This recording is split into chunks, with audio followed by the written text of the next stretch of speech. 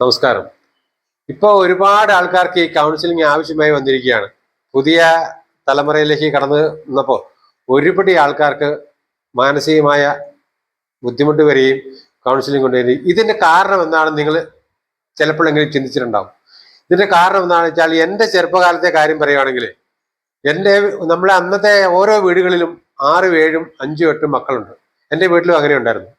അപ്പൊ ആ വീട്ടിൽ അങ്ങനെ മക്കളും കൂട്ടുകുടുംബമായിട്ട് താമസിക്കുമ്പോൾ അവർക്ക് അവിടെ തന്നെ ഓൾറെഡി കൗൺസിലിംഗ് നടക്കുകയാണ്. ഉദാഹരണത്തിന് ഒരു കുട്ടിയെ ഒരു മിഡിൽ ക്ലാസ് സെൻട്രലിൽ നിൽക്കുന്ന ഒരു കുട്ടിയെ ഒരു പിതാവ് മർദ്ദിച്ചു. പിതാവ് മർദ്ദിക്കുകയും അവൻ കിടന്ന് ഏങ്ങലടിച്ച് കരയും ചെയ്യുകയാണെങ്കിൽ അവന്റെ ഏട്ടൻ വന്ന് പറയും, ഏട്ടനെ കാണുമ്പോൾ അവൻ ഏങ്ങലടിച്ച് ശക്തി കരയുമ്പം ഏട്ടൻ പറഞ്ഞു കൊടുക്കും, സാരമില്ലടാ, അപ്പനല്ലേ അടിച്ചത്, അപ്പനല്ലേ നിന്നെ വളർത്തി ഇത്രയും കാലം ആക്കിയതും നിനക്ക് ഉടുപ്പ് മേടിച്ചു തന്നതും മരുന്ന് മേടിച്ചു തന്നതും ഭക്ഷണം തന്നതും നീ മിടുക്കനാക്കിയത് അപ്പനല്ലേ, ആ അപ്പനെ അടിച്ചതിന് നീ ഇങ്ങനെ വെറുപ്പിക്കേണ്ട ആവശ്യമുണ്ടോ, ഇങ്ങനെ കരയണ്ടോ, സാരമില്ല, റിലാക്സ് ചെയ്യേ എന്ന് ഏട്ടൻ പറയും.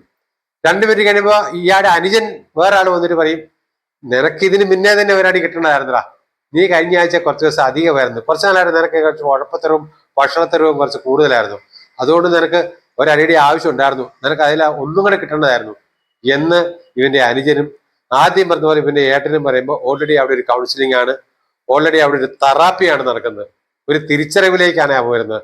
അങ്ങനെ അന്നുണ്ടായിരുന്നു, ഇന്ന് അങ്ങനെ ഇല്ല. ഇന്ന് ഒരു വീടേ ഉള്ളൂ, ഒരു വീട്ടിൽ 1, 2 കുട്ടികളേ ഉള്ളൂ, അവരിലേക്ക് തന്നെ ഒതുങ്ങുവാണ്. അപ്പൊ അവർക്കുണ്ടാകുന്ന സ്ട്രെസ് ഒരിക്കലും റിലീസ് ആകാൻ പറ്റുന്നില്ല.